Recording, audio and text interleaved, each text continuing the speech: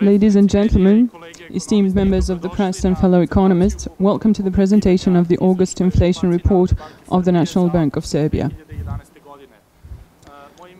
I am Bojan Marković, Vice Governor of the National Bank. On my right side is Mr. Branko Hinić, General Manager of the Monetary Analysis and Statistics Department, and next to him Ms. Snežana Vilade, Director of the Macroeconomic Analysis Division. On my left side is Mrs. Ljiljana Đurđević, Director of the Inflation Report, and next to her is Mr. Mirko Đukić, Director of the Projections and Model Development Division. As last time, I will start today's presentation with a short speech, and then I will open the floor to any questions. We expect that today's presentation will last until 11:30, or at least until we answer all of your questions. Over the past year, we have witnessed major turbulence in the global financial markets, stemming primarily from sovereign debt crisis in some advanced economies and currency zones. Growing pessimism has led to a sharp downfall in stock indexes across the world, pushed up the prices of gold, and sent down international prices of primary commodities.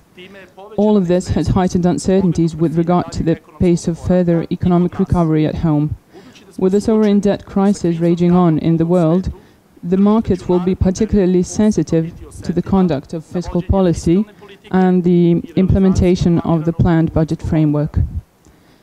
According to preliminary estimates, following strong growth in the first quarter, economic activity picked up in the second quarter by 2.2 percentage points year-on-year, while stagnating quarter-on-quarter. Still, we expect that the weaker performance in the second quarter will be compensated for by stronger growth in the second half of the year. Re-acceleration is expected on account of good agricultural performance, which is why our projection for GDP growth has remained unchanged. That is, in 2011 we expect growth of around 3%. After peaking in April, inflation has been trending down over the last 3 months and settled at 12.1% in July. As expected by the National Bank of Serbia, the new agricultural season has brought lower prices of food and weaker inflationary pressure on that account. We expect inflation will continue to fall, gaining particular momentum from August to November due to the base effect. We expect that the next time we meet here at the presentation of the November report, inflation will be single-digit and that it will return within the target tolerance band in the first half of 2012. In addition to lower inflationary pressure from food prices, the drop in inflation will be aided by the restrictive monetary policy measures taken in the prior period, by the low aggregate demand, and the likely drop in inflation expectations. Judging that inflationary pressures are receding, the National Bank has started a monetary policy easing cycle in June, lowering the key policy rate since then by a total of 0.75 percentage points to its current level of 11.75%.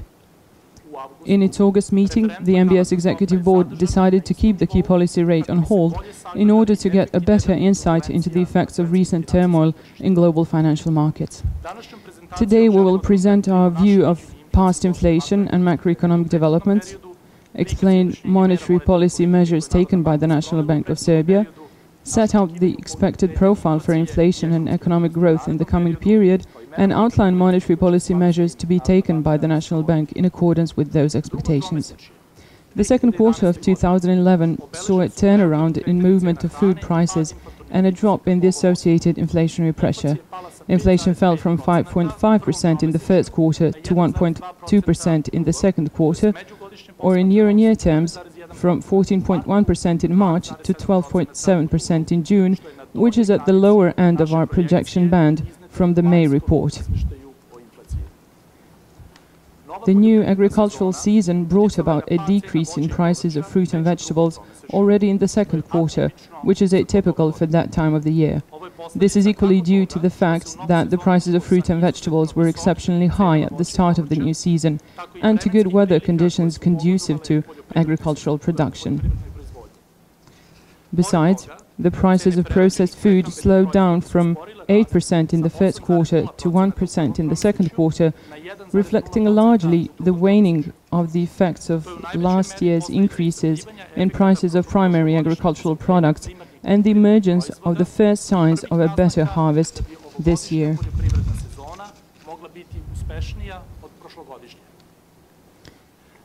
Non-food core inflation rose 1% in the second quarter.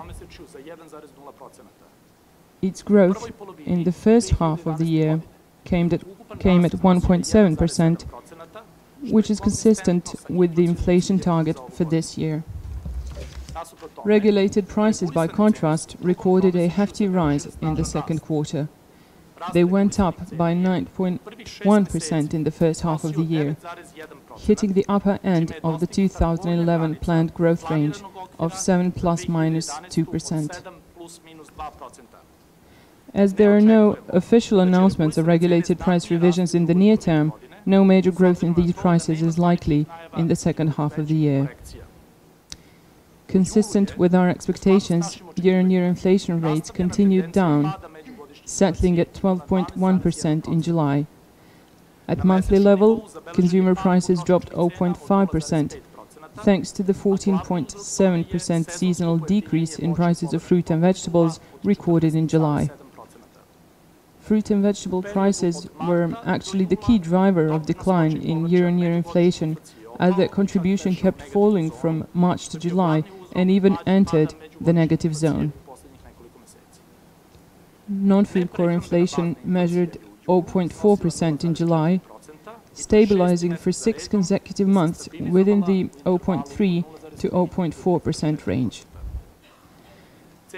Food price movements depend largely on movements in prices of their production inputs, such as wheat or corn. Inflationary pressure from food prices have eased over the past several months, but the effects of that easing are yet to be felt.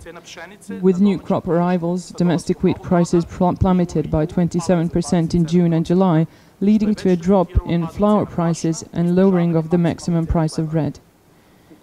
Corn prices have already decreased in international markets, and similar movements are expected at home. The new corn crop in Serbia is already trading at around 30% lower prices than last year's crop. Following relative stabilization during the second quarter and the month of July, international prices of the majority of other important primary commodities entered a decline in early August. In the first half of that month, oil prices fell by around 5% and prices of base metals followed a similar path. As indicated by preliminary estimates, economic activity stagnated in the second quarter. The positive contribution of net external demand to GDP growth appears to have been offset by the negative contribution of domestic demand. Within domestic demand, the drop was recorded for final consumption and fixed investment. After quite a while, exports and imports registered a decline in the second quarter, but exports showed a recovery in June.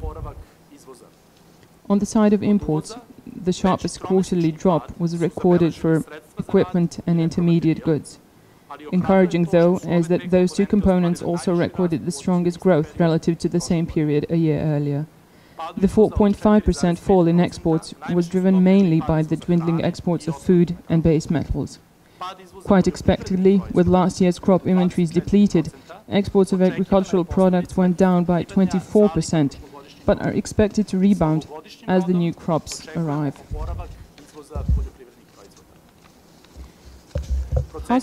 Household spending is estimated to have weakened in the second quarter by 1.1% in real terms. The key indicators signaling its weakening are the drop in retail trade and green markets turnover. The continuing fall in personal consumption reflects household low purchasing power due to high unemployment and a real drop in wages over the last year. By contrast to previous quarters, fixed investment recorded a decline in the second quarter. Notwithstanding the 7.9% drop quarter-on-quarter, fixed investment registered a 10.3% rise year-on-year. Overall, in 2011, fixed investment is expected to provide a positive contribution to GDP growth. As a measure of economic activity in estimating the output gap, non-agricultural value added declined in the second quarter. This reflected on the widening of the negative output gap, which suggests that the disinflationary pressure generated by low aggregate demand is still strong. Since the start of the global economic crisis, the sources of GDP growth have been shifting away from domestic demand, both final and investment, and towards net external demand. Thus, exports in June were 9% higher and imports 21% lower than pre-crisis. In 2011 and in the years beyond, we expect that the strongest contribution to economic growth will come from fixed investment and net exports. This is essential for durable long-term growth. Investments in automobile industry represent a good example in this context. So we're talking here about Fiat and their subcontractors. By 2016, these investments could add around 2 percentage points to GDP growth on a cumulative basis, primarily by boosting exports. This is discussed in text box 1 of the August inflation report. The text box also presents an estimate that the announced investment in automobile industry would cut the share of current account deficit in GDP by around 1.5 percentage points per year during the period observed. After strengthening from November through May, the dinar weakened slightly over the past 2 months. Unlike the previous years, its weakening was not accompanied by the slide in interbank foreign exchange market trading volumes. Quite to the contrary, interbank trading volumes have risen since May, indicating healthy functioning of the foreign exchange market in Serbia. Average daily volume of interbank trading equaled 117.5 million euros in July. Daily volatility of the dinar exchange rate increased during this period, but remained weaker than that exhibited by other currencies with a market-based exchange rate, such as the Polish zloty, Hungarian forint and Turkish lira, and we expect such movements will persist in the coming period too. The deepening of the interbank foreign exchange market and a somewhat greater volatility of the exchange rate of the dinar should have a positive impact on the use of FX hedging instruments and the process of dinarization. It should also lead to a shift in the structure of capital inflows towards longer-term flows, which will strengthen the stability of the market and, by extension, alleviate exchange rate volatility in the medium run. In response to restrictive measures taken until April, the degree of monetary policy restrictiveness increased in the second quarter. This was primarily due to the widening of the appreciation gap in the second quarter as a result of nominal strengthening of the dinar. On the other hand, in regard to the real interest rate, the degree of restrictiveness was approximately the same as in the first quarter. In view of developments over the last 2 months, the appreciation gap of the real exchange rate has narrowed in the meantime.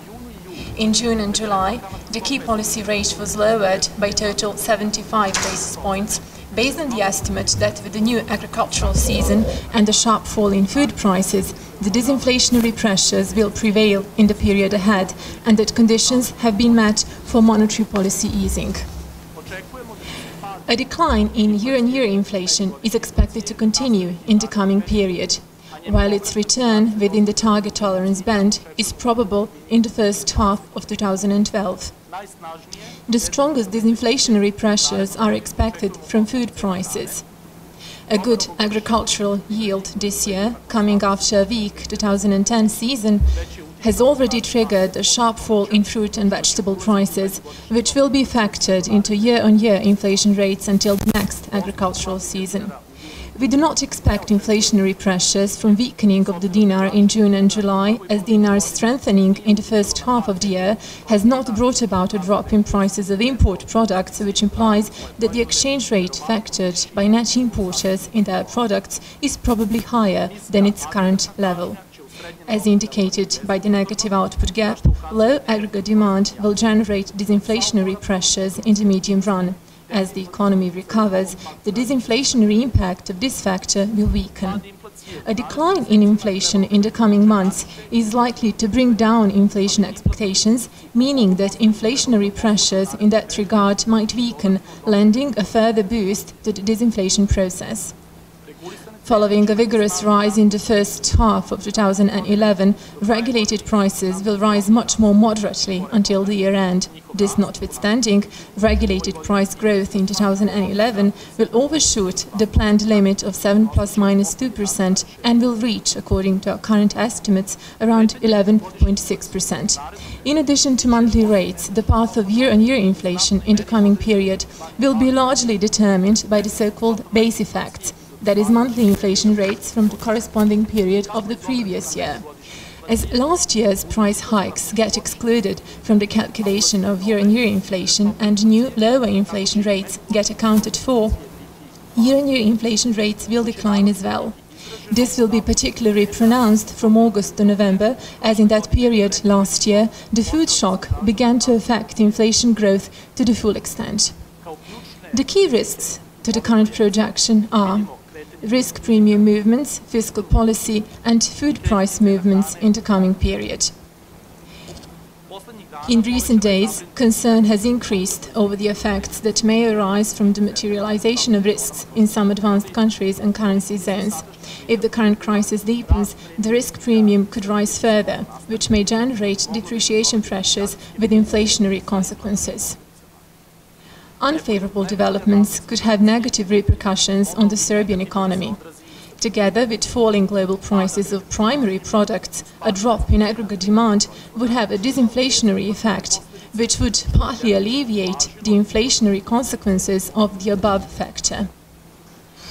As the latest crisis is a sovereign debt crisis, markets will be particularly sensitive to the pursuance of fiscal policy, and any greater deviation from the planned budgetary framework could lead to a greater rise in risk premium and strengthening of depreciation pressures.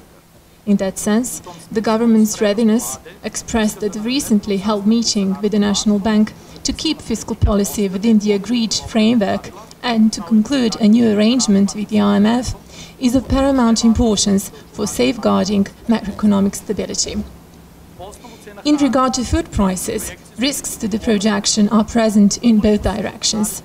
If favorable weather conditions and the decline in world prices of primary agricultural products continue in the coming months, the disinflationary effects arising from food prices would be even more pronounced than in our projection. Otherwise, bad weather in Serbia or in the countries of world's major agricultural producers may trigger a rise in these prices. Given the favorable weather forecast, the latter scenario seems increasingly less probable, which is why we estimate that risks stemming from food prices are rather disinflationary. In the coming period, we expect moderate economic recovery, GDP growth of 3% in 2011 and 4.5% in 2012. In the second half of 2011, a high contribution to growth will come from agricultural production. The first indicators of this year's agricultural yields are exceptionally good, reflecting favorable weather conditions. Owing to the usual seasonal cycle, growth in agricultural production is likely to be the strongest in the third quarter. On the expenditure side, the largest contribution to GDP growth will probably come from rising investment activity. Though positive, the contribution of household consumption will be modest against the backdrop of high unemployment and modest wage growth.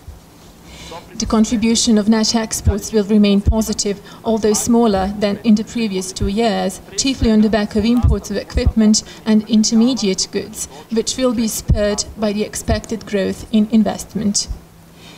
The recent turmoil in global financial markets heightens the uncertainty as to the speed of economic recovery internationally and at home in the coming period. Though we do not expect the global economy to decline as in 2009, the risks emanating from a possible downturn in global demand and deceleration in Serbia's economic growth are, however, present.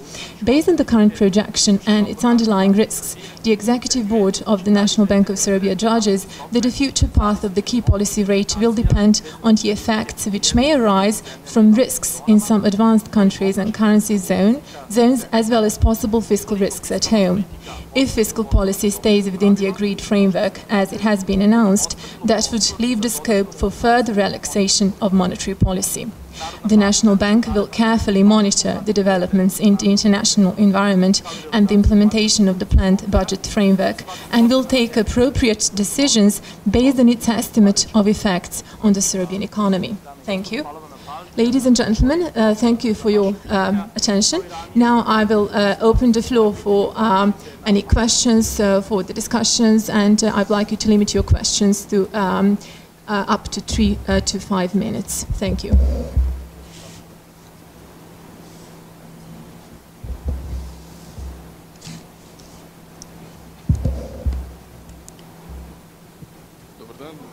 Good afternoon.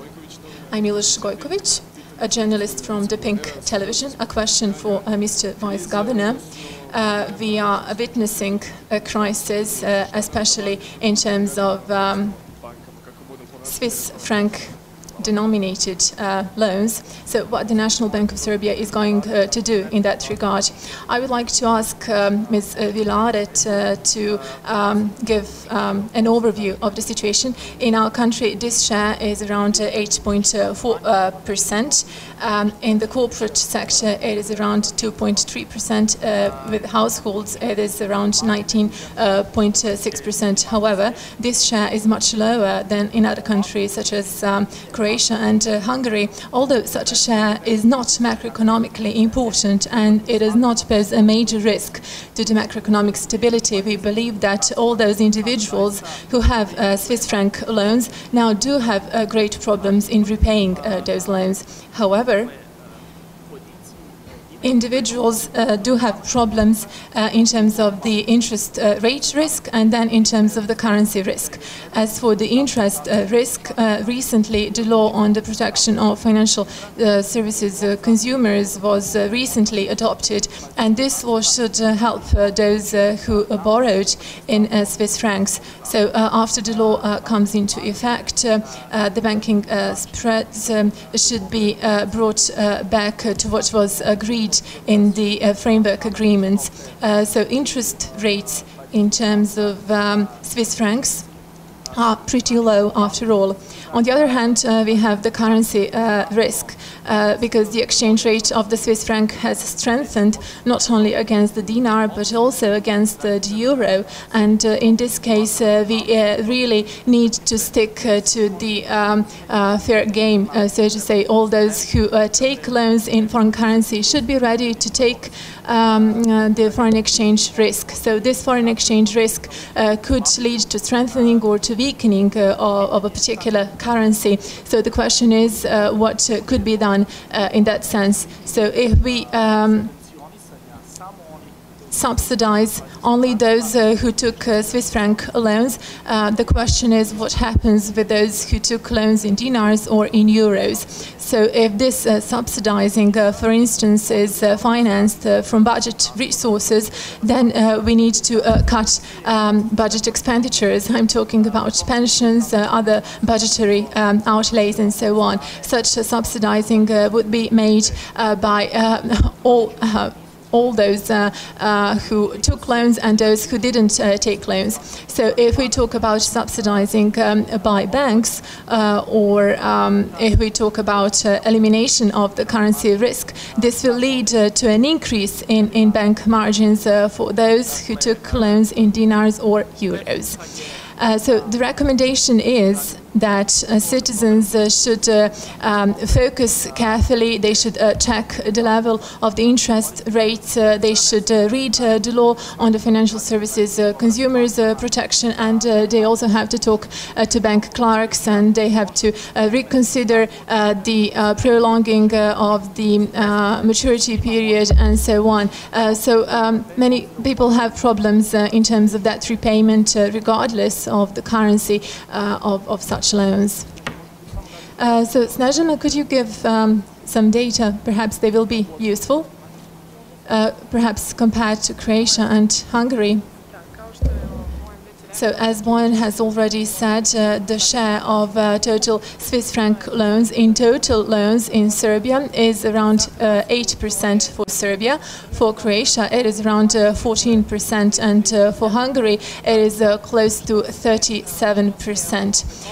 Meaning that in terms of the percentage share, we are talking about loans that are denominated or indexed to Swiss francs compared to total loans. I would also like to emphasize that in the previous period, the National Bank of Serbia has been warning both the corporate sector and citizens about taking loans, especially if those loans are indexed to another currency compared to the currency in which they receive their income.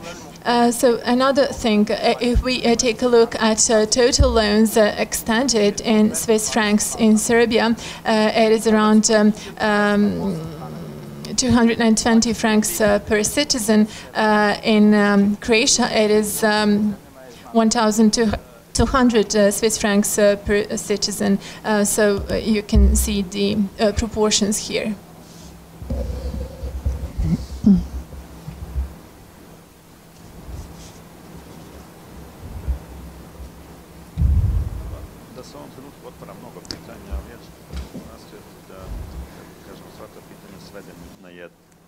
I will try to ask only one question. It is quite clear that inflation is no longer our key problem. We have entered the period of disinflation, and there are conditions for the relaxation of monetary policy, primarily through key policy rate revisions. However, at the same time, and actually for quite some time, we have had the problem of illiquidity. So there is a kind of correlation between inflation trends and illiquidity. Illiquidity has been growing. Of course, we do not have good indicators for all sectors, but if you take a look at the corporate sector, based on data of the National Bank of Serbia on the number of blocked accounts, each month the number of funds blocked increases by 2 to 3 billion on a monthly basis. Anyway, illiquidity has been growing, and there is a correlation between disinflationary tendencies and illiquidity. And to a degree, this reminds us of developed economies where we have the trap of disinflation, which always entails illiquidity. To what extent does the monetary policy, can the monetary policy, through its key policy rate, improve or contribute to the relaxation of the problem of illiquidity? Or, in other words, to what extent can the monetary policy try not to aggravate the conditions of illiquidity? Because, of course, we know that it cannot provide any major contribution to the easing of illiquidity. On the other hand, the National Bank of Serbia has announced the relaxation of required reserve rates, and I was wondering to what extent can this improve the problem of illiquidity. There is also the aspect of monetary policy that is currently in focus, and this is related to fiscal policy, and we know that there are some problems in this respect. Thank you, Mr. Kovacic. The National Bank of Serbia has not announced the lowering of required reserve ratios on FX in respect of liabilities under FX savings. But let's go back to your question, the correlation between illiquidity and disinflation. During the period of growing inflationary pressure, this was also the problem. So in our country, we assume that illiquidity is more connected to the economic cycle that we're currently in than to inflation. So I will now ask Mr. Hinic to give us some information about the number of blocked accounts. But I would just like to remind you what caused this inflation in Serbia. What we've had in the past year is significant increase in inflation, but mostly driven mostly by the prices of fruit and vegetables. If you take a look at data about non-food inflation, it is quite evident that inflation has been kept at relatively low level. Over the past 6 months, it has been within the interval of 0.3 to 0.4%. Up to January, it was somewhat higher, but still revolving around this level. So whether we can associate this, link this problem to the problem of overall headline inflation, I would rather connect it to the economic cycle. What happens is that the problem of illiquidity and non-collectible receivables is a problem which arises even if first you have recession, and then after a certain number of months you face the problem of illiquidity and non-collectible debt. Once the economy starts to recover, we always have to wait for several months to pass and to see a decrease in the amount of non-collectible debt. This is one of our dilemmas. What can the monetary policy do about this? And the first answer is that with the downward revision of the key policy rate, the cost of borrowing will be lower, and in that sense the monetary policy can help. The greater the scope for downward revision of the key policy rate, the better the effect. As I said in my presentation, there will be some scope for the relaxation of monetary policy if disinflationary pressures continue, and if the fiscal policy remains within the fiscal framework, and if there are no major shocks when it comes to the country risk premium. So, if everything evolves as we expect, there should be some decrease in the nominal level of the interest rate. I would now ask Mr. Branko-Hinic to give us some information about blocked accounts.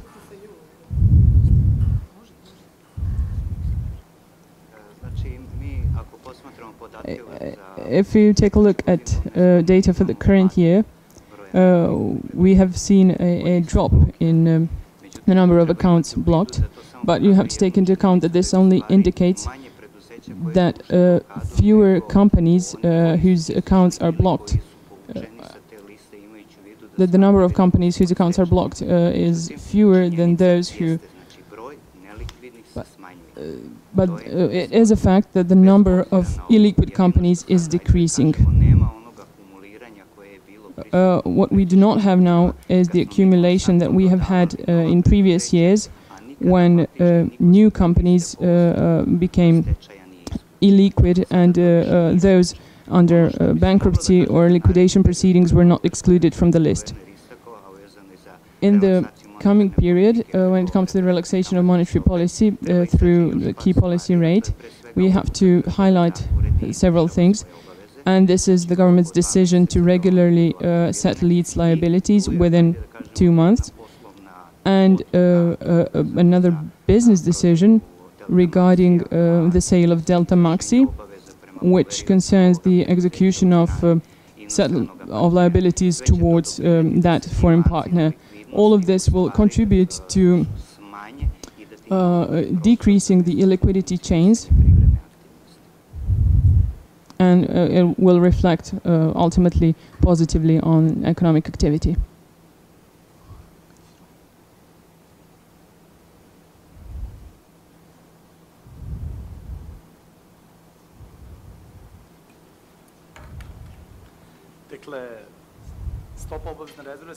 So the reserve, let me remind you that the reserve requirement rate on dinar funds is 5% on liabilities with maturity up to 2 years, and 0% on dinar funds with maturity over 2 years. FX reserve requirement ratio is 30% for liabilities up to 2 years, and 25% on liabilities over 2 years. So the National Bank of Serbia made no announcements with regard to increasing its reserve requirement ratios.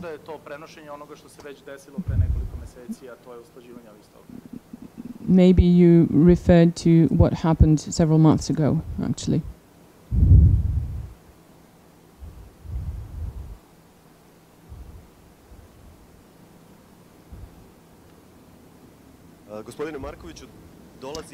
Mr. Markovic, we will soon, you will soon have meetings with the IMF. The governor yesterday warned that there is a danger that if Serbia does not prove it can settle its liabilities, minus 90 billion dinars or million dinars, I'm not sure. To what extent can this jeopardize the fiscal policy of Serbia? And we have heard some rumors of an increase in wages and pensions. Whether this will threaten your inflation targets and overall economic growth. The announced increase in wages and pensions is in accordance with what is already included in our projection, and I will ask Mr. Hinic to elaborate on this data about the fiscal deficit and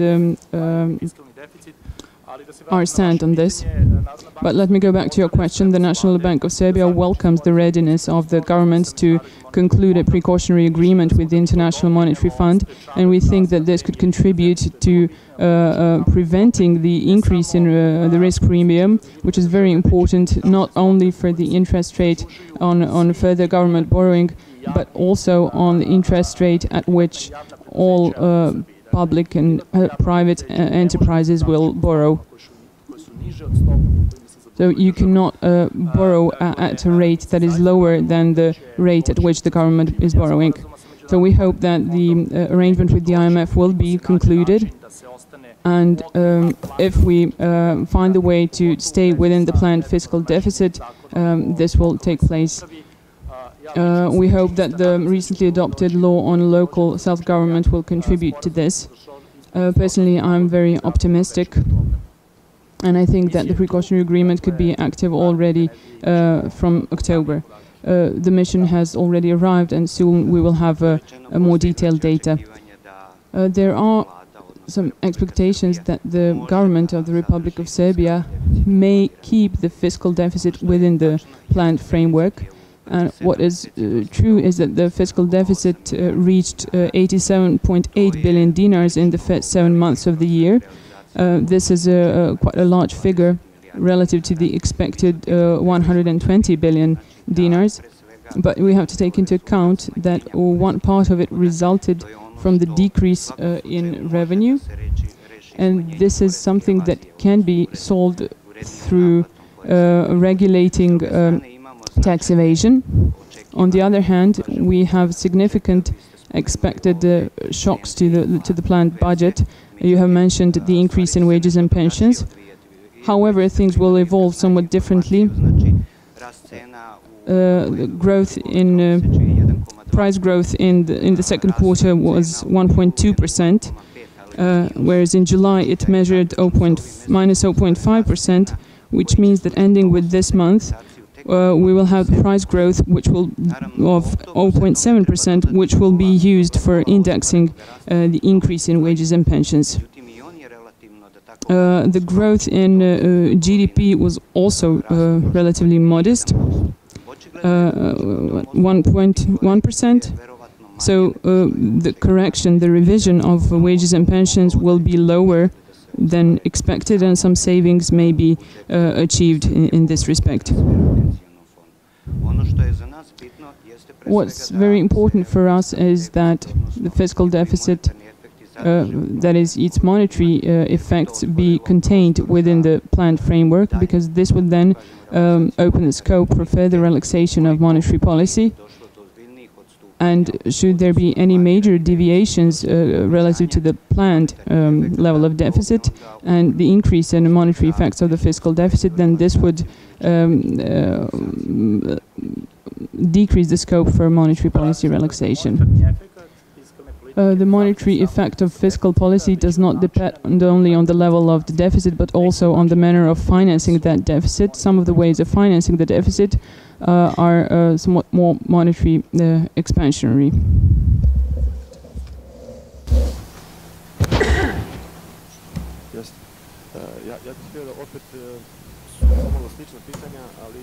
So questions are perhaps a bit similar, but I would like to talk about required reserves, because I heard the same thing as Mr. Kovacevic, and given the fact that the budget is not replenished to a satisfactory extent and expenditures are higher, and in September we will have a 2% increase in pensions and wages, so this will be rather positive.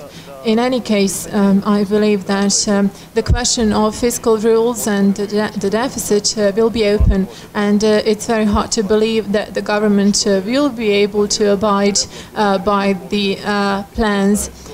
So we had the budget revision, and even politically speaking, it would be difficult to comply with the plan. I believe that it is highly realistic that fiscal rules will be breached slightly, and we have the question now, as we have heard from the meeting with entrepreneurs and the governors, so the question of required reserves was mentioned. So I see required reserves as the only instrument that the government can use to help the economy when it lacks funds in the budget. So in this way, it will not flout fiscal rules, and if this is done in the way by reducing required reserves from 30 to 20%, for instance, and these funds that would be withdrawn from NBS's FX reserves, these funds could be channeled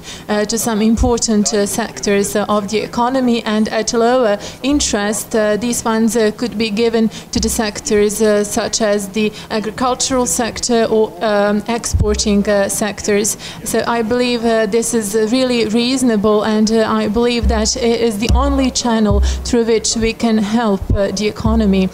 So I'm really interested in your attitude towards this question, and what would be the effect if we reduced the required reserves ratio from 25 to 20 and from 30 to 25%. So what would the effect be like for banks on condition they channel these funds into these priority sectors? I would like to ask Mr. Mirko Đukić to give an estimate of these effects. So once again, I would like to reiterate that this announcement did not come from the National Bank of Serbia. Perhaps somebody outside of the National Bank of Serbia gave such statements that the required reserves will be lowered. The governor did not meet entrepreneurs. Probably you heard something about the meeting with the government, so you have the official statement from that meeting with the government. On the other hand, I would like to remind that monetary policy in the Republic of Serbia is independent from fiscal policy, but it is also certain that restrictive monetary policy that is keeping fiscal policy within the planned budgetary framework will open the scope for further relaxation of monetary policy. So how can we help the economy in case that the fiscal policy abides by the planned framework? So this will open the scope for relaxation of monetary policy. This will imply lower cost of borrowing and so on, and this will help the corporate sector increase its liquidity. So this is one of the instruments. So the key policy rate is the key instrument of the National Bank of Serbia. We also have required reserves as another monetary policy instrument. I would like to remind you that by reducing the key policy rate, we help all entrepreneurs and those who borrowed in dinars, whereas by reducing required reserves on FX funds, we will help only those who borrowed in foreign currency. The more we lower the required reserves ratio, the less we will be able to lower the key policy rate. So there is a direct link, and this is an econometric estimate, and it varies from one case to another. So, Mr. Đukić, please. Yes, the calculation is simple. If we reduce required reserves from 25 to 20%, the effect on the interest rate on the market will be around 1 percentage point. So it will be the effective rate. And in that way, we will have a less scope for relaxing monetary policy.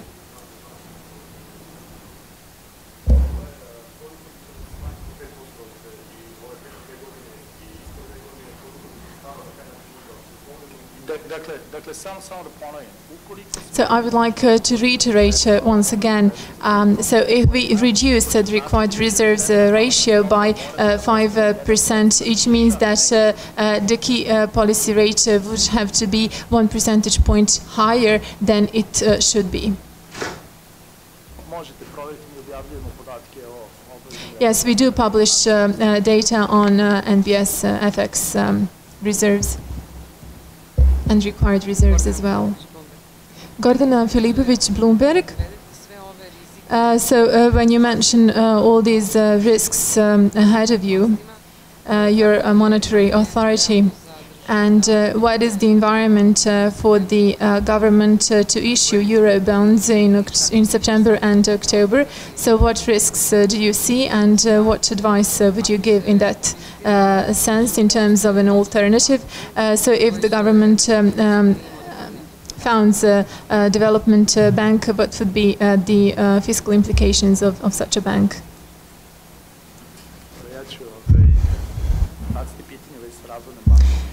So in terms of the development bank, I would like Mr. Hinic to elaborate on that. In regard to risks, I would like to say that the National Bank of Serbia is targeting inflation. It is publishing the inflation report, and we strive to be as transparent as possible in terms of all scenarios. So in each inflation report, we mention risks. So this time risks are not necessarily higher than last time. So if you take a look at the band of the FAN chart, it's not wider than in the previous projection, but we mention all the risks. So some risks are sometimes smaller, some of them are higher than last time. For instance, risk premium is higher, especially in terms of the developments in global markets. So these risks should be observed in that context. So we will always assess the implications of these risks. Some of them will be inflationary, some of them will be disinflationary. So the effect of food prices is disinflationary, risk premium and turmoil in the global markets is more inflationary, and this is usual, so to say.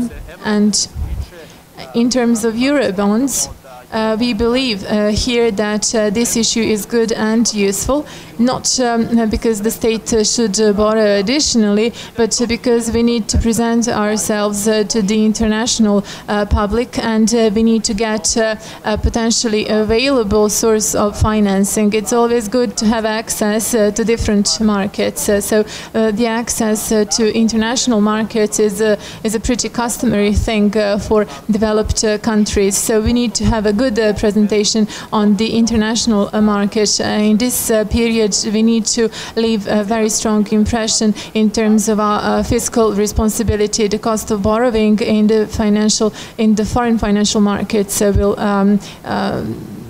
be important in that sense.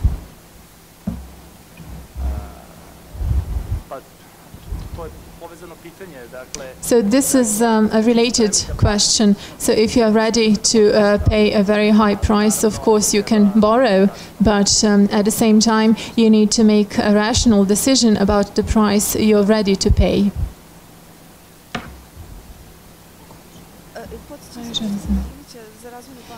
Mr. Hinic, in terms of the development bank, perhaps you could answer that question.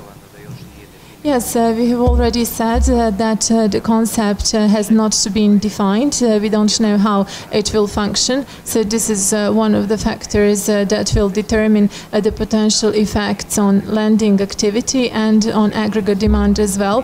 What is indisputable is whether it will give some specific lending conditions. Meaning that if we engage a development bank, we have to see whether there will be some divergences in the credit market. For instance, if somebody will get more favorable terms for investing in particular sectors that are favored by the state. What is important for the government is whether it has sufficient funds to capitalize this bank. So I would like to say that the government has an institution that has a character of a development bank. I'm talking about the development fund. So it is supporting SMEs on the other hand, and it also supports regional development. So both these roles are the channels through which the government encourages growth, and it has to or on the other hand, banks are not interested under favorable conditions to lend to these segments of the economy or some geographic areas. So what leaves what the National Bank of Serbia has to do is to monitor how this question regarding the development bank will evolve, and we have to determine whether there will be any effects on aggregate demand, and this is crucial for us. As Mr. Hinic said, depending on the strategy that should be applied through the development bank, the impact will hinge on that strategy. So I'm talking about the redistribution of growth from one segment to some other segments. So in such cases, there are consequences on the growth structure, and all these consequences also affect our analysis. I wanted to ask Mr. Hinic to go back to the revision of wages and pensions. If you could only repeat what is the inflation and growth that will be used for indexation, and if you could say what is the amount of funds that will have to be earmarked from the budget for this increase in wages and pensions. So the calculation is quite simple. We have statistical data. So far, inflation has risen 0.7%, and we don't know what its outturn will be like in the next month. But so far, we have a correction of 0.7% in respect of price growth. When it comes to GDP growth, the correction will be 0.5%. Currently, we have 0.2%. What will happen until October, it remains to be seen. But according to our expectations, it should not deviate a lot from this figure I mentioned. But once the official statistics is released, we will know for sure.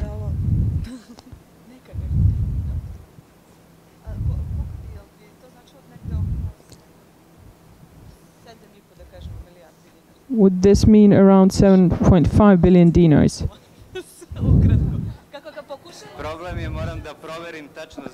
I will have to check. I remember that figure, but I don't know whether this is a figure for at monthly level or annual level. I will check the data, and maybe I can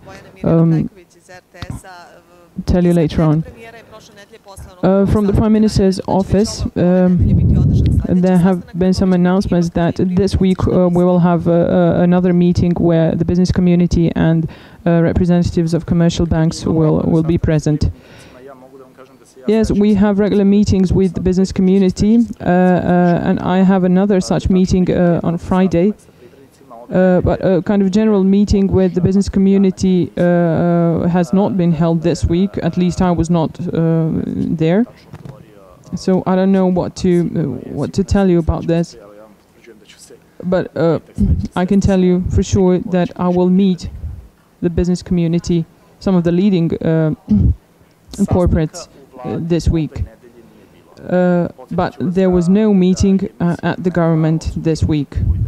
I would like to remind you that the IMF mission, that meetings with the IMF mission are beginning tomorrow.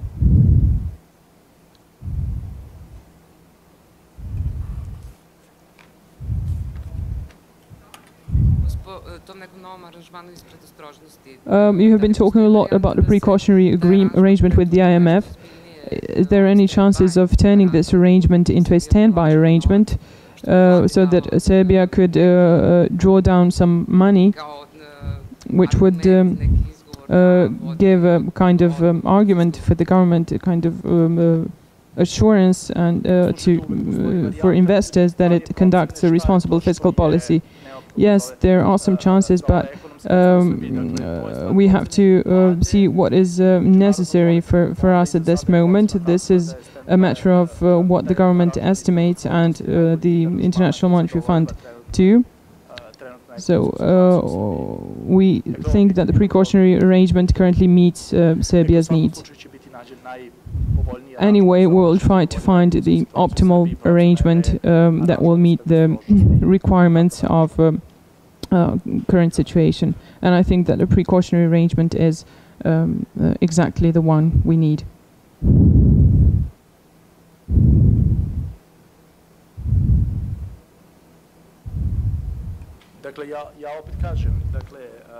I will reiterate that the character of the arrangement is always determined in accordance with the economic situation of the country, and according to the assessment of the government and of the International Monetary Fund, this arrangement should be a precautionary arrangement, and I've heard no announcements that there could be any change in the character of that arrangement. A lot of things have been on the table, but this is not one of the issues discussed. This was not one of the issues discussed.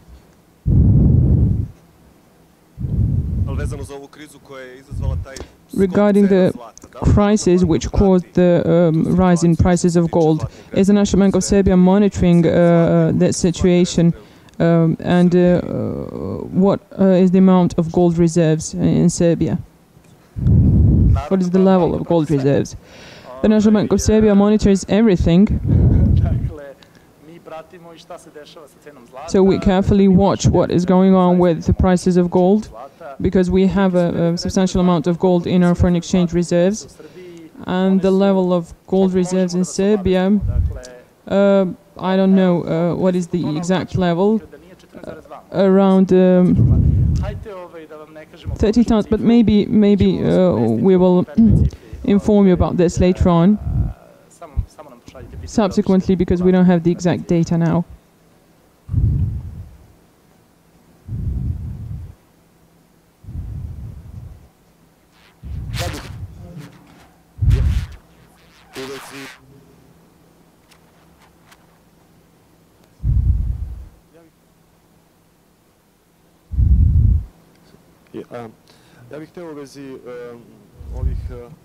As regards Eurobonds, the plan is to issue Eurobonds in September in the European and global financial markets.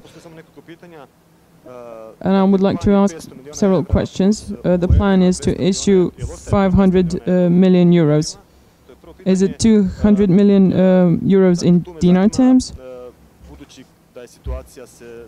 And given that the situation has changed dramatically in the global financial markets over the last 15 days, the risk of failure, I guess that our government will not be ready to pay the interest rate of 9%. This would be bad for the country image. So I was wondering if there are any ideas of making an arrangement with domestic banks for them to act as buyers of these bonds abroad, and then the interest rate of 7% would be bearable. Thank you for your question. I would just like to remind you that the issue of Euro bonds is not under the remit of the National Bank of Serbia, but under the remit of the Ministry of Finance. So you will have to ask all these questions. You will have to address all these questions to them. What we know is that there have been no revisions of these announcements, we're not sure that there were any changes in the plan. So what's happening currently, to my knowledge, is that those institutions that the public administration agency will cooperate with have been selected via tender procedure, and now they have to pass the due diligence process, where they have to submit certain data, and then the decision on adequate strategy will be developed. I would like to remind you that the investors, I think that the maturity of these bonds will be over 5 years, definitely, and people and investors who will invest into those bonds will not be guided by short-term movements. They will be guided by their long-term interest, and therefore it is very important to leave the impression of long-term fiscal sustainability. So in the long market, investors look at the long-term macroeconomic indicators and base their decisions much more on these indicators than on short-term indicators, which are more volatile to developments in the global market.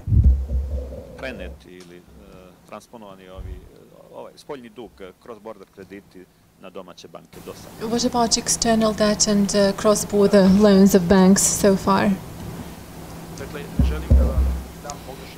So I don't want to give you wrong data, but I believe that according to estimates, cross-border loans in 2008, they were around 11.5 billion euros. By the end of 2010, this figure is around 9.4 billion.